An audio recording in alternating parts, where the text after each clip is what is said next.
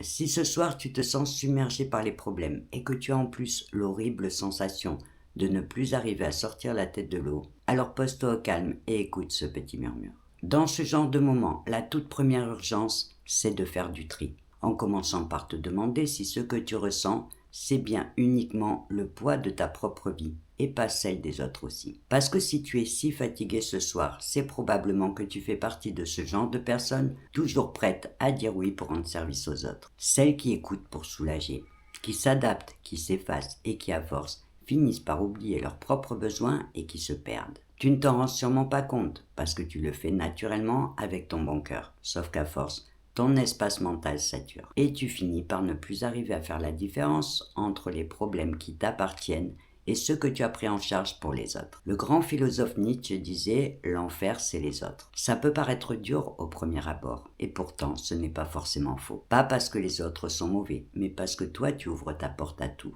Tu finis par t'impliquer dans des histoires ou des problèmes qui ne sont pas les tiens. Et sans t'en rendre compte, tu finis par vivre une vie qui ne t'intéresse pas. À dire oui à des invitations qui ne te font pas envie, juste par peur de décevoir. Et petit à petit, tu oublies tes propres envies. L'être humain a effectivement besoin de liens, de reconnaissance et d'appartenance, c'est ancré dans notre histoire. Sauf qu'aujourd'hui, contrairement à nos ancêtres, s'éloigner temporairement du groupe ou de sa tribu pour respirer, pour se retrouver, ne représente aucun danger. Alors tu sais quoi ?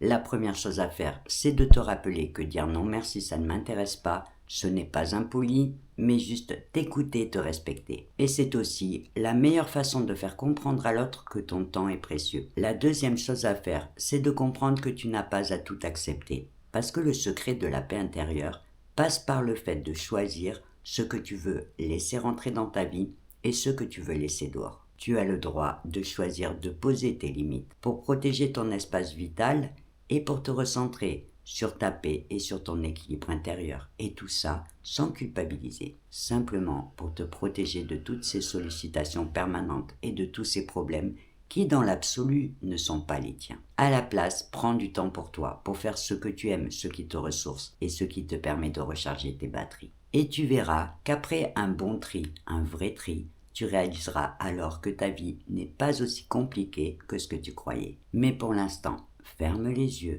détends-toi et écoute ce petit murmure qui te rappelle que prendre soin de toi, ce n'est pas être égoïste, mais juste avoir conscience que c'est essentiel pour préserver ta santé morale et mentale et que personne ne pourra jamais le faire mieux que toi. Et sur ce, belle nuit à toi.